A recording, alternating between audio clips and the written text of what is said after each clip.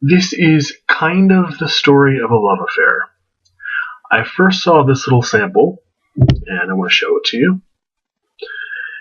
This is, I don't know if you can read the print there, this is from the house Cognoscenti, or Cognoscenti, if you want to anglicize it. And it's number, where is the number? 16. There you go. I first saw this sample, this fragrance, not this particular sample, in my scent trunk sample kit that comes the first week of every month.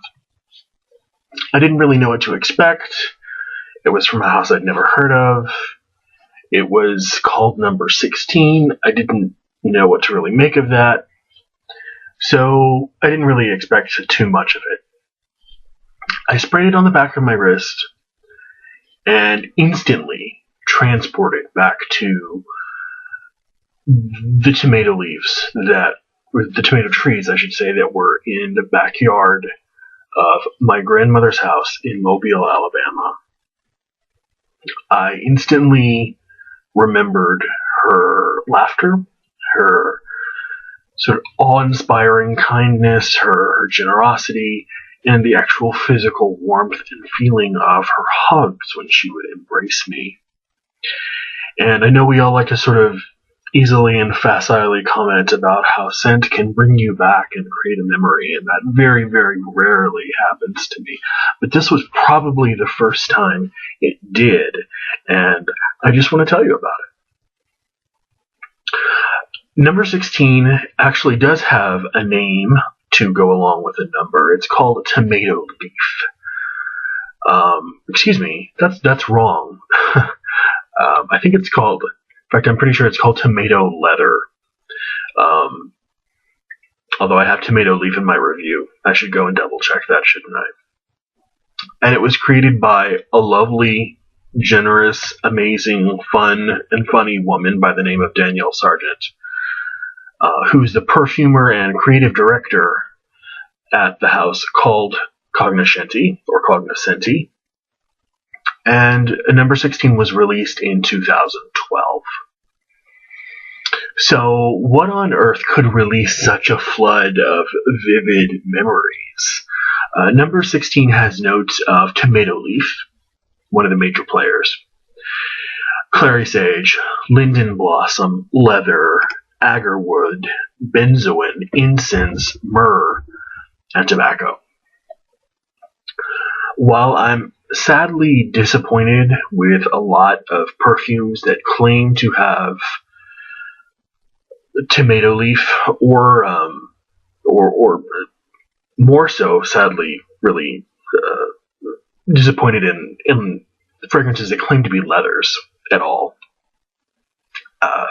Especially disappointed in fragrances like Knizia or Knizia 10 in English, and Cure de Lancôme, and there are several others, claim to be leathers, are totally not leathers in my opinion.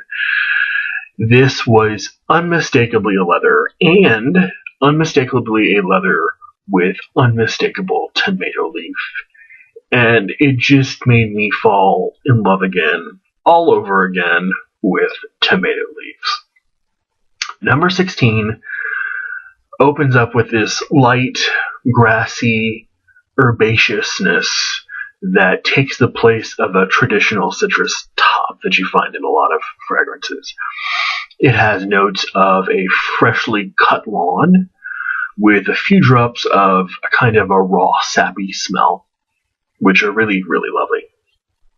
After a few seconds, it becomes apparent that this isn't really a grassy fragrance at all, or won't remain one for long, but the essence of crushed tomato leaf that has, it's sort of redolent of like a green earthiness, green,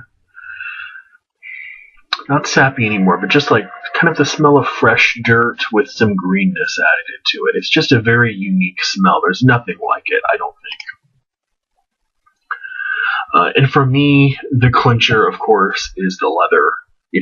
This fragrance is really the Goldilocks of leathers, I like to call it. It's not too subtle, so the leather is unable to be detect it or just assert itself, and it's not too aggressive, so that the softer aspects of the tomato leaf and some of the underlying notes like the agarwood get lost.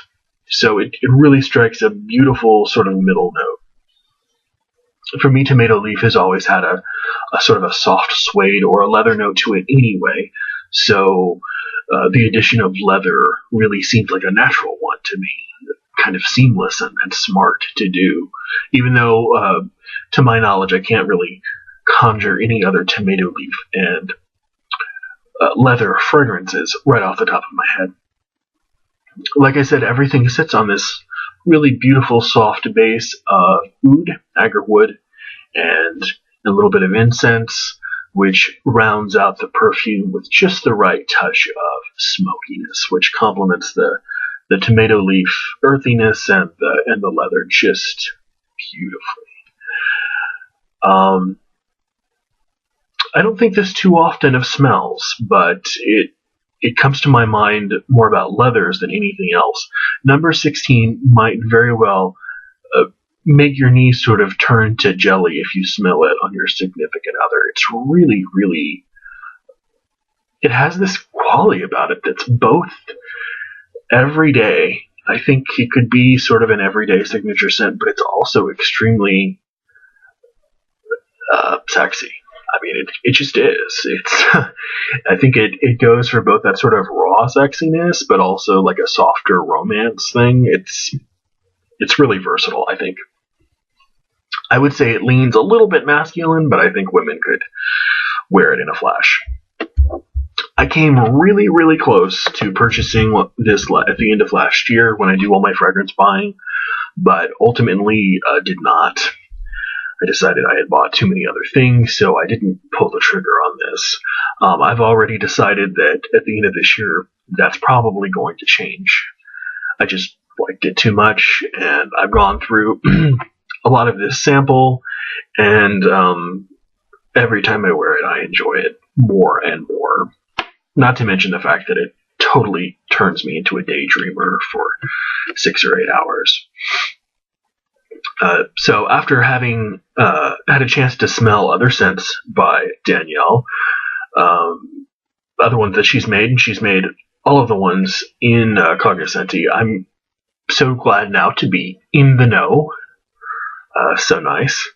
With a small range of perfumes and more to come, we can only hope. She has a line that really spans the range from the sort of light and ethereal number 1, which has the name. They're all named after a number, but they all have a numeric name, but also a name. Number 1 is bergamot sage. Beautiful stuff. To the warm and really autumnal and cozy number 19, which is called warm carrot, which is a really, if you could think about the essence of carrot, it's sort of a green carroty leather, but not as strong a leather as number 16, but it's got leathery aspects. It's also beautiful, completely artistic, and something else you've never smelled anything like it before. At least I haven't had a chance to live with all of these before, but having lived with those two, number 16 and number 19, you will. I think I can put some good money on saying that other scents like this you will not find, at least easily, if at all. Greatest of all, which I appreciate very, very, very much, there's a really utter lack of pretentiousness about the scents, about Danielle, about the presentation of the scents. They're classically beautiful scents. They're presented in a classically beautiful way. The bottles are sort of these big, blocky boxes of glass. Just very aesthetically pleasing in smell, in sight. Makes it so easy to fanboy over. I've seen some reviews here on YouTube of tomato leather or tomato leaf. I really need to go and see what the true name is. But I really wanted to add this to the chorus of reviews, and I certainly look forward to reviewing other scents in the future. I will talk to you guys very soon. Be well and be safe and smell good. Bye.